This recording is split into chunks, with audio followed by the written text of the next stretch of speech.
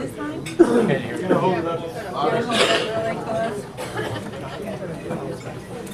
So I'd like to ask our recipients to please come up. Hit the bell. Speak up. Okay, so just have to open. Okay. Could I ask our recipients to please come up to the right side here? Right in front of the flag area. Thank you very much. So mini grants are the grants of up to $500 awarded to deserving groups and individuals for projects and activities that benefit the Livermore community. The grants enable the recipients to carry out or facilitate activities that benefit the entire community. This quarter, we received 36 mini grant applications, totaling $16,500. The total would even be higher if we did not limit the request to $500. We were able to fund 15 of these through the efforts of Kate Runyon, member of the school board, and the mini grant committee, and Cindy Albert, the LVJUSD assistant superintendent, and Gloria Rios, the purchasing director. They really help us out by really getting the best prices on things that these mini grant people want. The school district funded 2 additional applications. We were able to coordinate equipment with the district standards. We could use the district's purchasing power and Gloria's overview to get the best prices on some of the materials requested by the applicants. Jim Hannon and I chair the committee, and Vicki Schellenberger, is she here? Oh, there you are. Always. The president of the Livermore Valley Education Foundation is with us today. LVEF matches the Rotary's grants to the educators. Our association with LVEF is one we value very highly, and we've asked Vicki to take a couple of minutes today to tell you about the foundation and how you might help LVEF. So Vicki, you're on.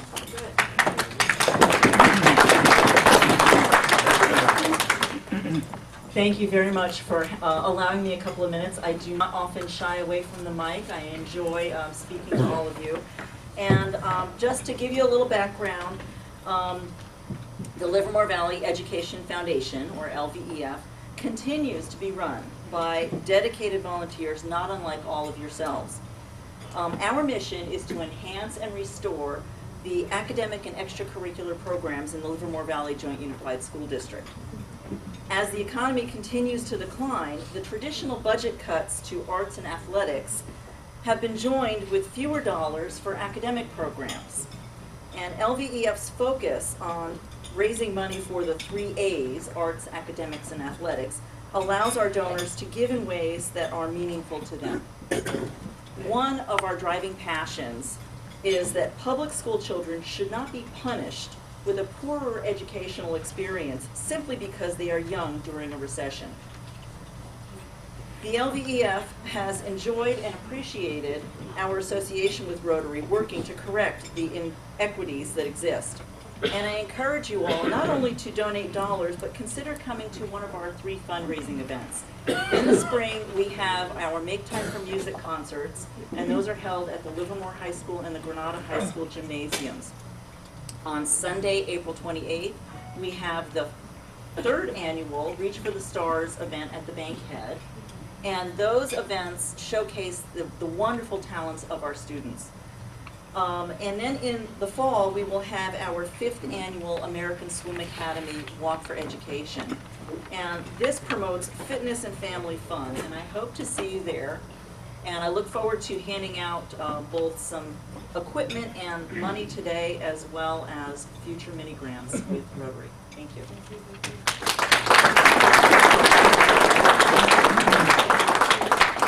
Okay, can we do this right now? Okay. Okay, all right. Got it all together now. Our first recipient is the LARPD, Sharon Grant, and Jackie Williams Cartwright was the sponsor. I'm going to let her tell you about what Red Mini Grant is for. Thank you.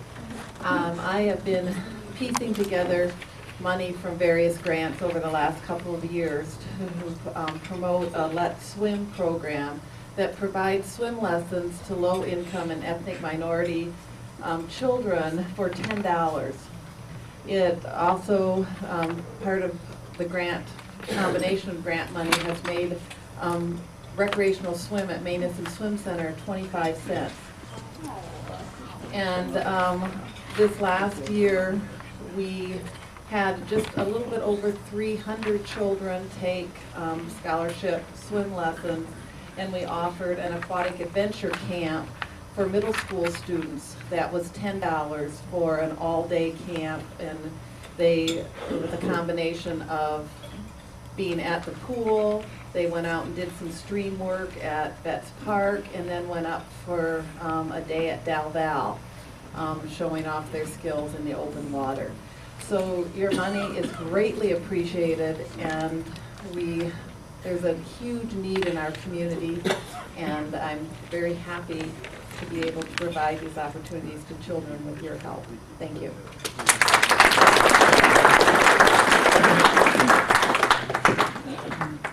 Nikki? That was 250. Vicki, I think you're doing the next one. She's actually handing out some items. Thank you. This is a science teacher who wanted a digital microscope and vertical desktop stand that will allow projection of the microscope image on a screen. This will make the images available to the 25% of the students who have difficulty in viewing through standard eyepieces. I'm one of those people. I have horrible depth perception, so I really appreciate this. So this is to Altamont Creek, Fenegatti, and our sponsor was Sheila Fagliano. And I would invite Fenna to come up and receive the actual product and say a few words.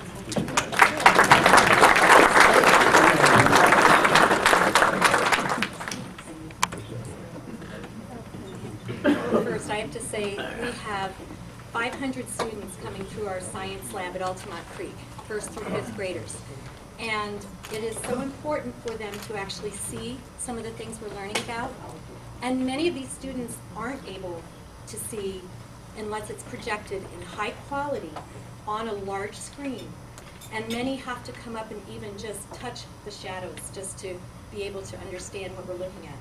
Many other students aren't able to look through eyepieces of a microscope, and so this is going to allow us to actually have the content reach so many more kids and get them so much more excited.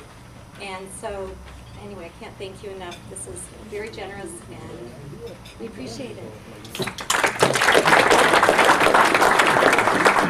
The amounts for Altamont Creek was $240 with matching grants from LVEF. The next one is Altamont Creek, Patricia Agura, and Jim Hannon was the sponsor. And this is $250 plus matching with LVEF. Hi, I teach a K-2 special day class for moderate to severe disabilities. My students have difficulty with accessing curriculum, so with the funds provided by the Rotary, I hope to purchase, I will be purchasing, 2 touchscreen monitors so the children can have more direct access to the curriculum on the screen. Thank you very much.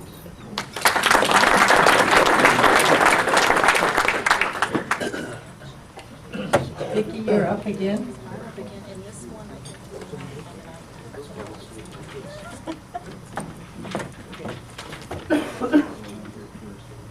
Very nice. Okay. Juggling my paperwork. Okay, we have the 2nd and 3rd grade special day class teacher wanted an iPad in a case. And this teacher is Christy Barcelona, who has been my seatmate at the table. And her sponsor was Mary Ann. There you go. And so you have actual product to take back to the classroom.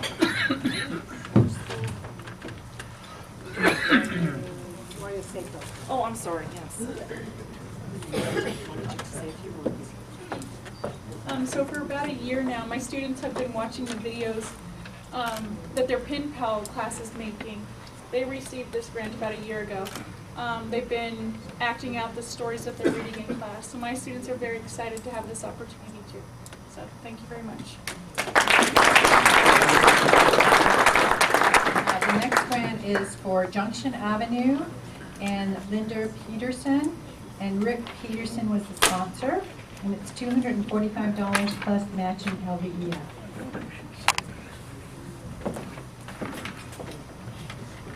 very much. We're going to, actually, it came this morning. I have a rolling whiteboard. We have a math intervention class that comes in Tuesdays, Wednesdays, and Thursdays. We have a whiteboard that one student has to stand behind to prop it up so that someone else can write on it. So this would be very much appreciated. Also, Rotary comes in with their Ready program on Mondays at the library, so they'll be able to use the whiteboard for that. And I'm going to also use it as a projection screen when I start teaching internet safety. So thank you very, very much. Livermore High, Henry Robbins, Don Wentz is a sponsor, $100 plus matching LVEF.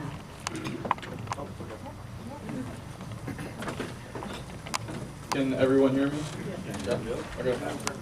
Alright, I would like to thank Rotary Club for inviting me here today, and I'm on here on the behalf of the LHS Math Club to accept this $100 grant. So Math Club is dedicated to learning math. But it's much more than that. It's a place where students can come to basically practice their passion for math, and they want to take their knowledge one step further. And this is really important when we have an education system that is really devoted to making sure everyone meets the minimum requirements.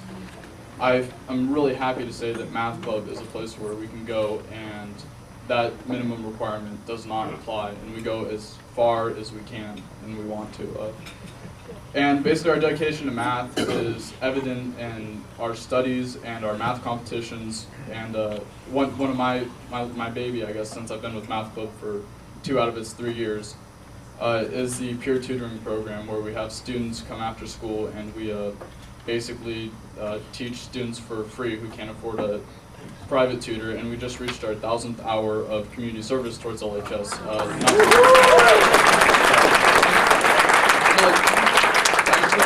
The advisor, Mrs. Johnston, or my peers who helped me tutor. These funds that I'm receiving today are going to keep that spirit alive in Math Club.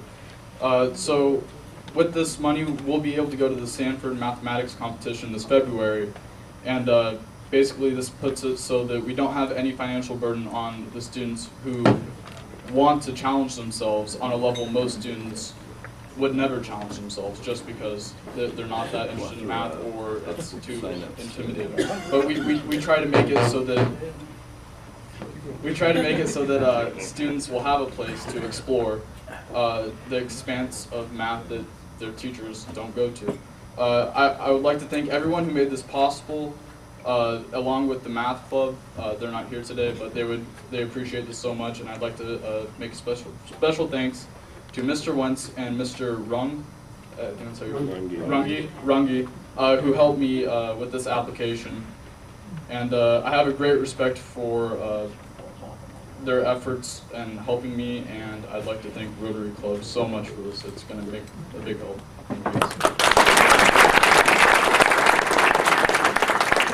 Next one is Leo Croce Elementary School. Elise Allen, Leo Croce was the sponsor. It's $180 plus matching LVEF.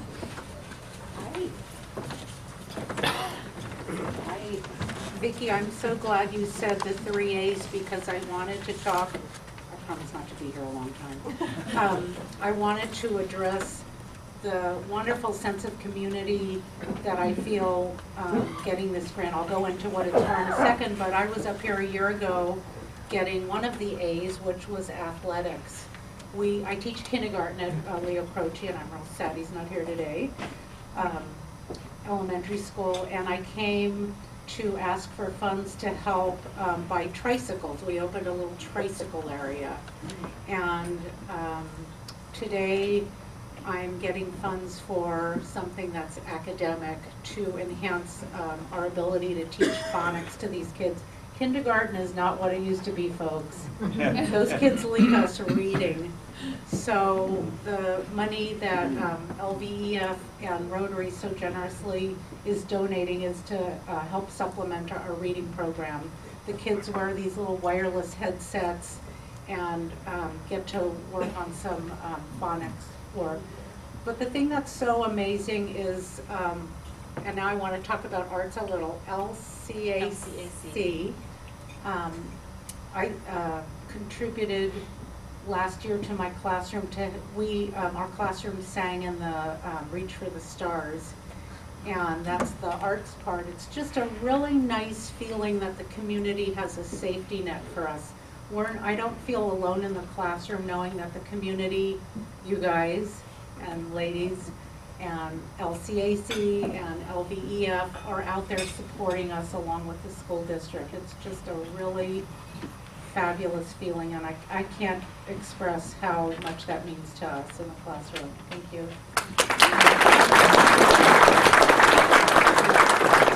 Sunset School and the next mini grant was Cecilia Sadler and was sponsored by Kathy Coyle, and it was $250 plus matching from LVEM.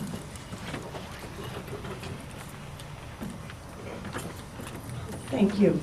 I wrote a speech, but I decided to wing it when I looked at the crowd. So I'm here about recess. So I have a question. Did anybody get in trouble at recess? Any of you guys or gals? Okay, well, you're the population I'm trying to meet. Also, would any of you rather play, let's say, chess or Connect Four or play with bubbles or hula hoops rather than run around? Because that's the other group that I'm trying to reach. Education has changed, but then it hasn't. Recess, for many people, is students say it's their favorite time of day. But what I'm trying to reach is the population of kids that it's the worst time of day. They're either in trouble because it is a non-structured time, or now that we have kids with special needs, they may not have the social skills to know how to make a new friend. Or also, we have a lot of new students who come to our school, and what's really difficult is when they don't know anybody, what are they going to do at recess? And so what you guys have done is provided me the money to continue to support what I started, which is called the Friendship Club. And so at Sunset, I'm the inclusion teacher, and I'm out every day at the recess at a rotation with one of my inclusion aides.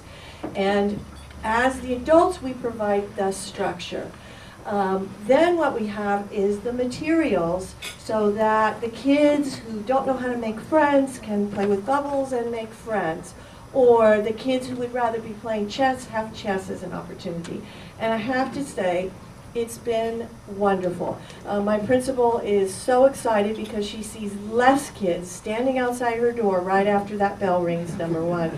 Number two, last year I spent so much time trying to get kids on the spectrum who are out just in the corners, stemming is what it's called.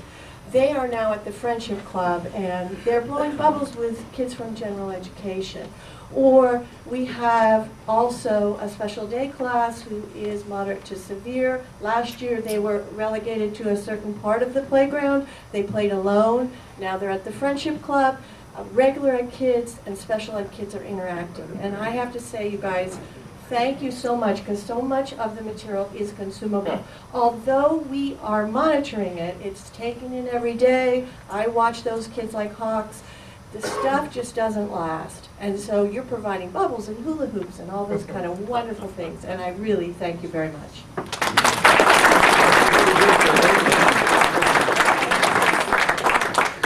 Jim Hannon is going to take over the rest of the program because there are a lot of mini grant people that couldn't show up today.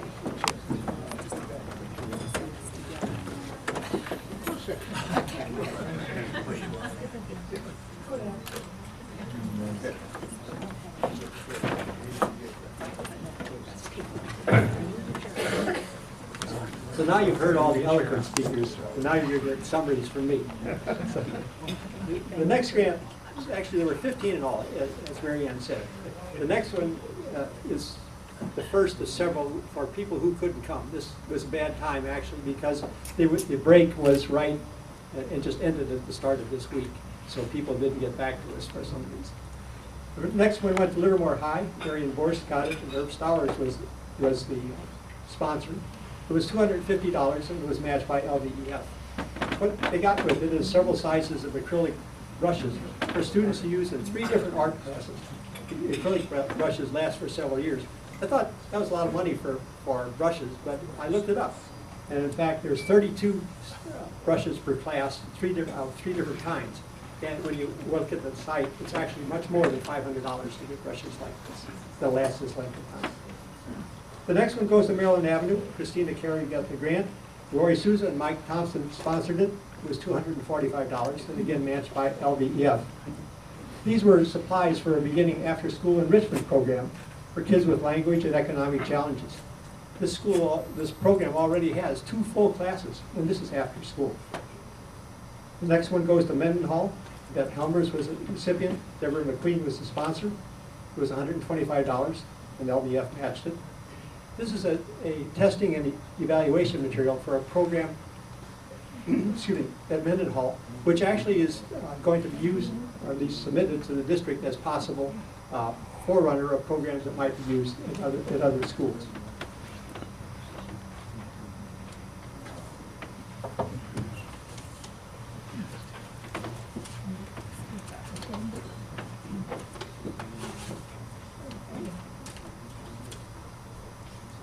Next one goes to Altamont School. Lisa Balsama.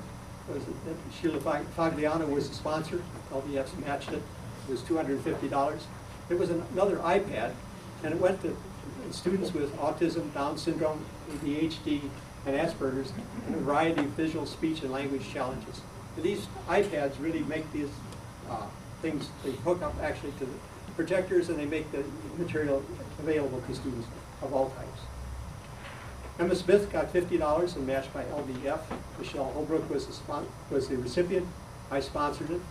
These are art supplies, and they basically for K through 5 special ed students.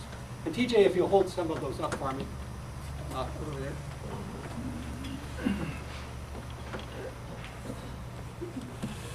there. These are a couple of examples of the kinds of things they do. It was a relatively small grant, but these papers and things like this cost a fair amount of money. This one that TJ is holding up basically were 2 things from a story called Octopus and a Cowboy, and the students made one of cowboys and octopus. This one was one where they were exploring different kinds of lines, and so if you were to look closely at the turtle, you'd see straight lines and curved lines and things of this kind. And this is another one of that type.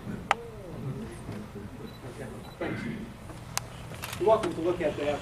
They were on, actually, some of them were on display at the district office for a couple of weeks. Mendenhall received $250, each by LCF. Peggy Severo was a recipient, and Kimberly Moore was a sponsor.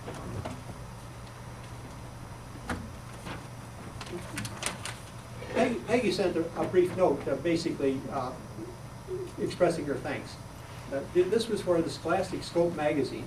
And the Scholastic Scope magazine, she says, is a real gem in this regard, as it is filled with current nonfiction reading materials that are highly engaging to the students. The magazines also address the forthcoming Common Core standards, and each issue covers essential skills of writing, reading, comprehension, and language development. And each has internet links that add even more depth to the informational articles. Both students and teachers love them, and yes, to toot our own horn, our standardized test scores in language arts have consistently increased as well. We have no idea how thrilled we are to hear that our mini-grant was approved for funding this valuable magazine. We now begin the new year excited to place our art in Scholastic and let the high interest reading begin.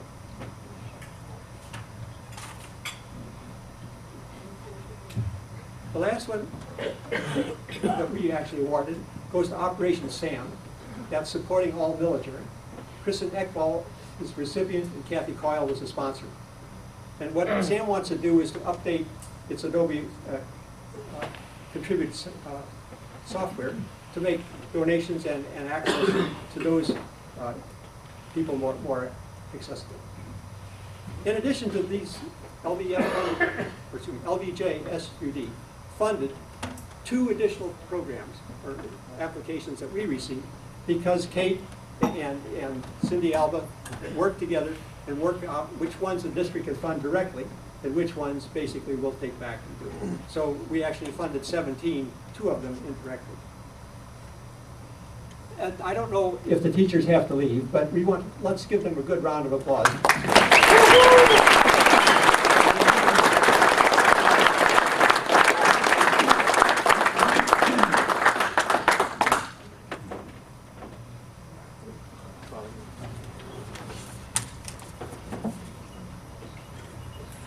their excellence and dedication and initiative in doing these things is really outstanding. And also, I want to compliment the sponsors. The sponsors, as Mr. Robbins said, basically can help form these things and get the applications that make sense and basically increase their chances of getting money. Why is this important? Well, let's take, for example, the iPads. We had this time requests for 7 different iPads. Of those, we funded 2. And why do we just fund 2, and how do we decide? Well, we decided last year, when we started getting flooded with applications of this type, that we would only fund iPads for applications which made sense to us and came from either math, science, or special ed. So we focused on those areas and basically then evaluate the proposals only if they come from those areas. We got 6 requests this time for materials to meet the Common Core standards. And if you look at the paper today, you'll see a discussion of the Common Core standards. These are standards which have been adopted by something like 45 states at this stage. And they're mounting on basically putting out standardized materials and standardized tests. A lot of this will go into effect in 2014. Some of the schools now are beginning to look forward to trying to do this and get money to do it. Things we don't fund, for example. We don't fund snacks. One of the requests basically had a request for a lot of money for snacks. They didn't get any money. They wouldn't have gotten money even if it had been a small amount of money for snacks. They just don't get it. And then we get requests for sending people to meetings. And generally we don't do that. Often the organizations that request it have resources and assets that they can get elsewhere to do that. And so we don't fund them. Mary Ann has some thank you notes. I think what I see her looking at them back there. I think we'll just let people look at them if you would like to see them. The next round of applications is due in a rather short time, on February 6th. So if you'll get out the word, you can get them, and we appreciate it. The awards will be given out on March 6th. Thank you.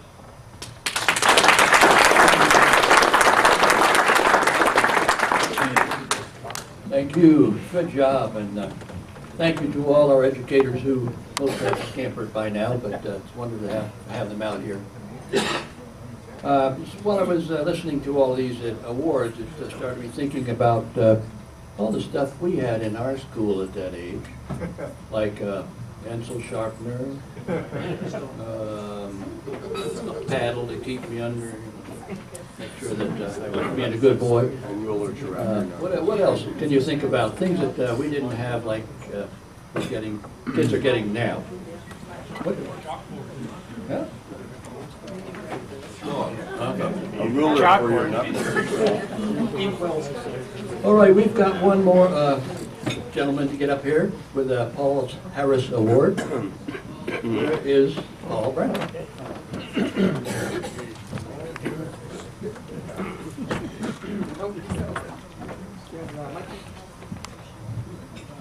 Okay. The Rotary Foundation does a lot of great things, and indeed as Rotarians we should really look at it as our foundation. Its educational and humanitarian programs are a commitment to peace and to a better life for people around the world, people whom we may never meet. When we give to the foundation, it is truly a selfless action. And it is because of our gifts to the Rotary Foundation that Rotary International is able to carry out an array of programs that achieve beneficial changes in our world.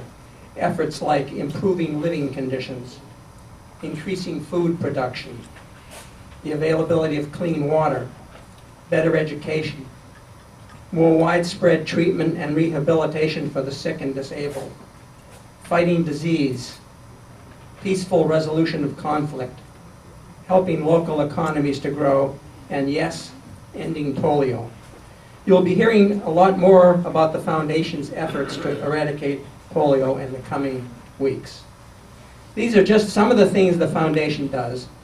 In fact, a good fraction of the money that we donate comes back to our district and is spent on local projects like RAVE, the dictionary project, and the planned bandstand, hopefully, that will take place someday in the future. Our district has a special recognition for Rotarians who donate $1,000 or more in any given Rotary year to the Foundation. whether it be to the annual programs fund or to Polio Plus. That recognition is the Paul Harris Society. This is a little different than becoming a Paul Harris Fellow, in which when you become a fellow, your membership happens by accruing points over more than a single year. Paul Harris Society is a one-year thing, and in order to be a member of the Paul Harris Society, you have to renew your membership by giving $1,000 every year. Phil Dean is District 5170's Paul Harris Society Coordinator, and being president next year, I think we'll probably hear a lot more about this very nice effort. Today we have the opportunity to honor Jack Mills and Bob Cowan, our fellow Rotarians, who have joined the ranks of this year's Paul Harris Society. Bob and Jack.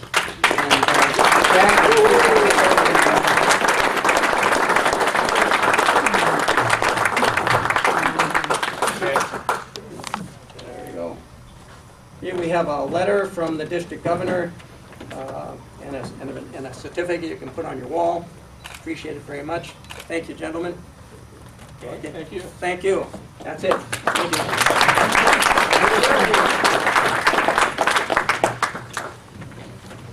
Well, how many Paul Harrises have we had this year? Oh, a lot. I think I can give you that number. And we have quite a few members of the club who are already Paul Harris Fellows. And I don't have that number off the top of my head. Well, There's a wow, big to all fraction. of them. That's Okay. great. Thank you. We'll be an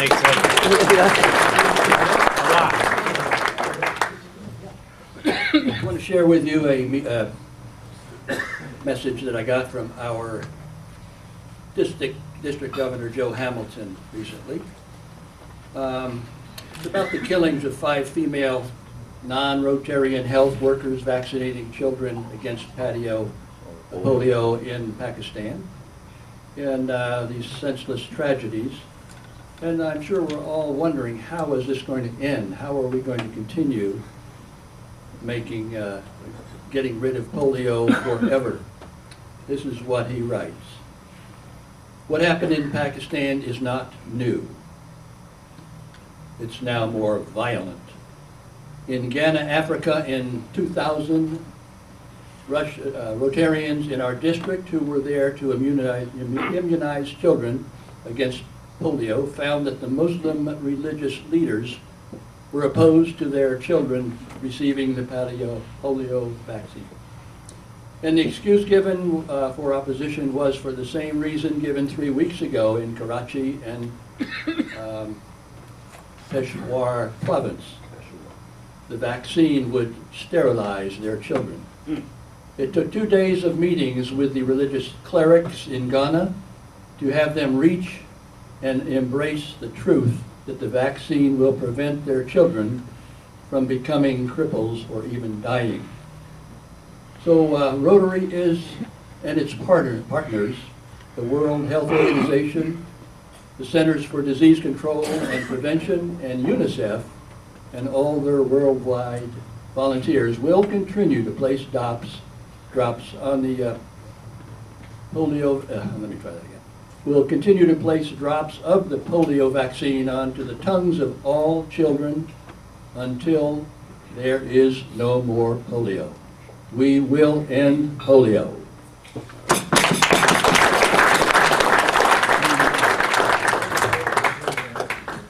Hey, we've got time for a... Ralph? Yes. May I have the microphone for just a moment? Oh, absolutely. You probably saw in Barbara's announcement of the meeting today that I put a little note in it. There's a long article in this week's Time magazine, and Susan has it so she could hold the cover up and everyone could see what it looks like.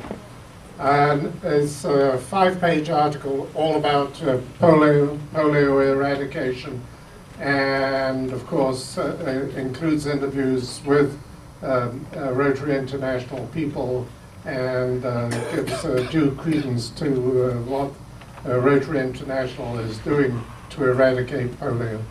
And personally, I find this one of the most compelling reasons to be a Rotarian, to feel that a little bit of money that we're giving here can really affect the lives of, in this case, hundreds of thousands of kids who have otherwise been paralyzed without the effort that we do. So anyway, again, it's this week's Time magazine, and those of you who'd be interested should have a look at it. Thank you. We've always kind of planned for a little, oh, go ahead. Come on up.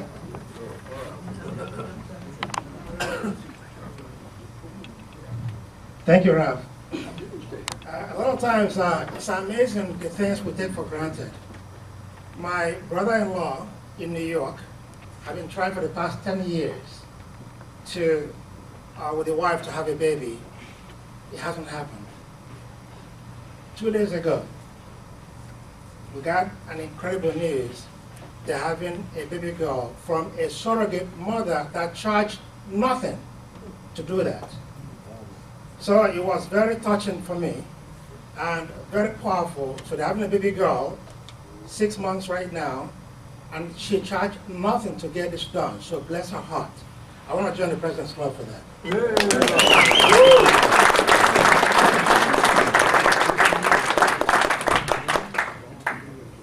Let's see, I'm going to ask Lori Souza to come up and do one of our off-the-cuff messages. This one will be about the culture of the lab. Oh, no. She hasn't got enough time.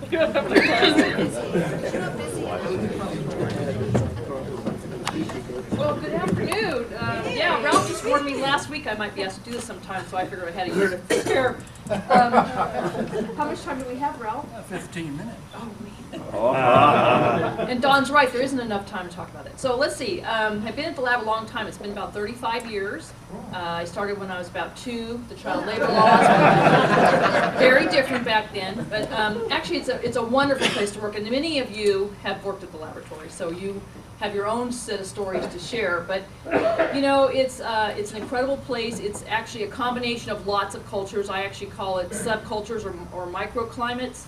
You can work at lots of different places around the laboratory and feel like you're with a completely different employer. For years, we were employees of the University of California. That was a very nice privilege that we had, and with that actually came some, I'll just call it cultural influences. Being attached to a superb university system that is renowned around the world gave us a lot of access to colleagues and peers to enhance the kind of collaborations that we do. We still do that. The University of California is still one of the primary partners in the contractor that runs the laboratory. So that part is still working. But over time, you know, the laboratory's culture has changed. In the old days, if you will, I started in '77. It was, let's see, it was a little, how should I say this, Irv? It was a little looser, maybe less, there was less rigor in the kinds of rules that we had to follow. There was a lot less oversight and regulation from external groups. I think actually this is not unique to the laboratory. I think this is something that the nation has undergone the change where we're all under enormous amount of oversight and regulation today, and the laboratory has not escaped that. But with that change came some difficult times, I think, for the laboratory, because scientists and engineers and administrative staff and other professionals all coming together in the good old days, you know, we just worried about or worked really hard just to get the job done. And I think there was a less time spent worrying about how we were going to be questioned after the fact. You know, we would, you know, there's stories that are told about remarkable things that have been done, you know, not just building experimental apparatus, but groups coming together to achieve phenomenal amount of results, scientific and engineering results, to serve the nation. And that's what we did, and that's still what we do.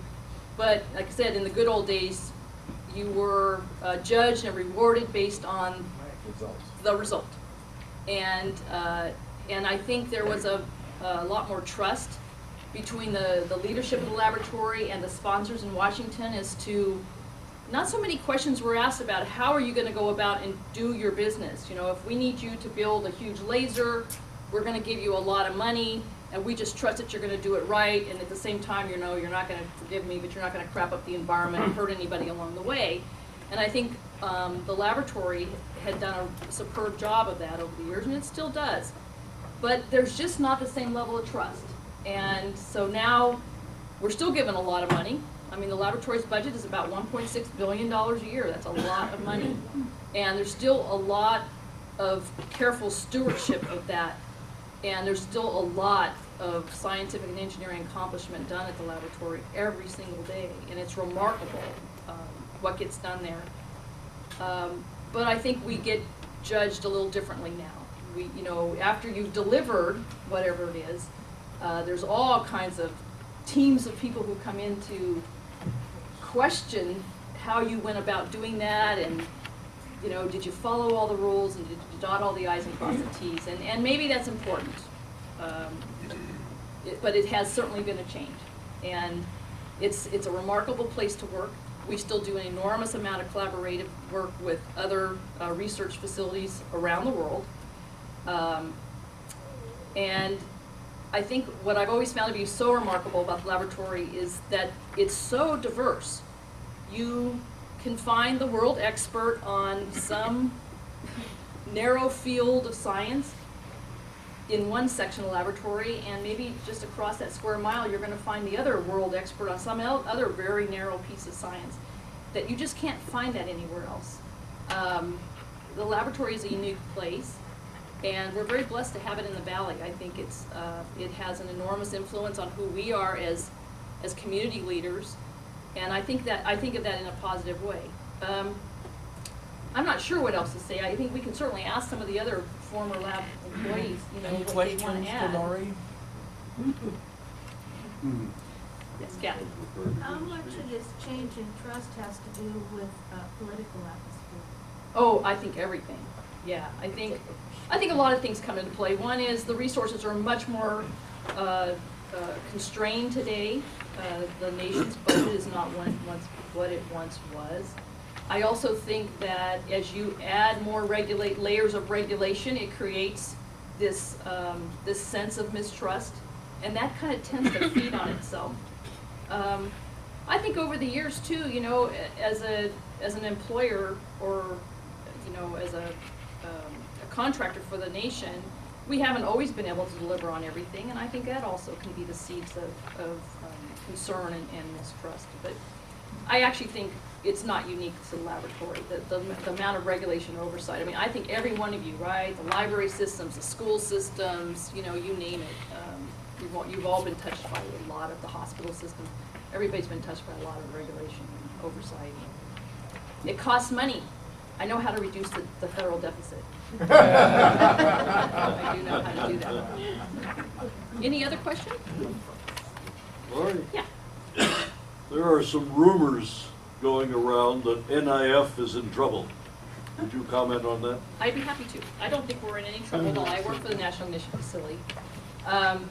It's a remarkable, if any of you have not had an opportunity to tour it, they have tours all the time out there. Please do go and see it. It is a remarkable piece of engineering phenomena. It is, it's a very, very complex system.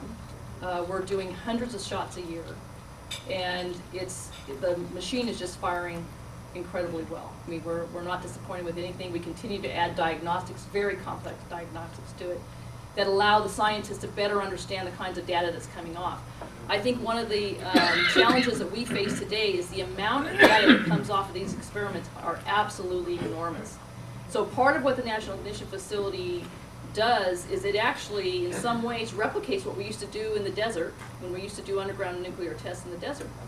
And we used to get data off of that, right? It used to be these long cables that ran from the hole, and in a nanosecond you had to capture this data that was coming off, and it was all capturing physics data. But the weapons designers and the scientists used to have months to study the data. You know, they did the shots by teams, and the teams would go off and study the data that came off for months, and then they would prepare for the next experiment. We are getting hundreds of times more data daily off the NIF than we ever got from the desert. And there just isn't enough time to analyze all of it. And so one of the challenges we face is how do you mine all this enormous amount of data in a very short period of time in order to optimize the next set of experiments that you're going to set up. And I think that's just a challenge that we're going to be faced with. And then, of course, the NIF is now a user facility. It's a national user facility, but we have experimenters coming from all over the world. And so one of the challenges we're facing right now is how do we help the experimenters come in and learn how to optimize the laser itself. Because if you've never run an experiment on it, you don't understand how to build the targets, you don't understand how to line the optics, you don't understand which diagnostics you want to attach. And it's a very dynamic piece of equipment, and so you want to really manage it carefully and get the best experimental results out of it as you can. And so those are some of the challenges that we're facing on that today. So when you say it's in trouble, I don't know what you mean. If you mean that will there ever be enough money to run it to the maximum that we want to go run it, we won't be able to May get I to that. explain what I mean? Sure, absolutely. So far as finding ignition conditions, it ain't doing it. Right, we have not reached ignition. That's a huge physics problem. I used to work in controlled fusion, and so I know Right. about that. That's right. So you know we've been working on that for But it's 60 gonna be a years. dollars question. Are you gonna get continued funding so you can continue to do what you're doing? I don't know. She only works there. That's my concern. I respect tremendously what you do. And we've made an enormous amount of progress, towards ignition, and we continue to do it today. But whether the funding will continue at a rate that can optimize that, I don't know. back there, the funding, isn't it? Write your congressman.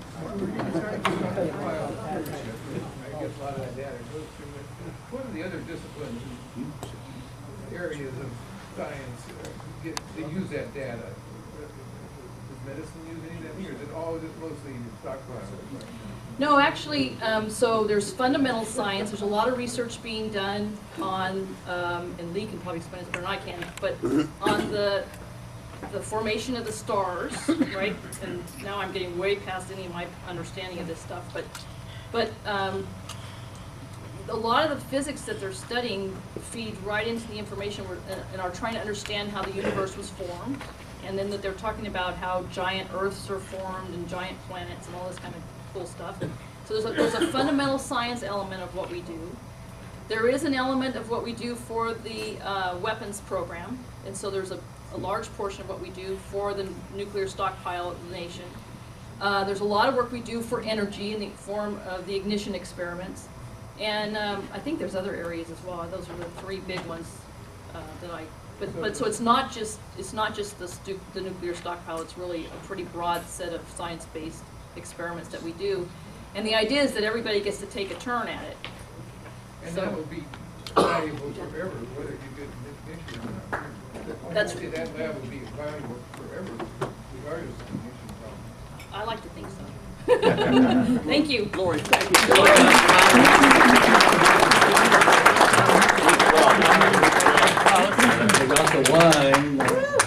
Hey, Ralph? Yeah. Our club has 108 Paul Harris Fellows. Out of 131 members.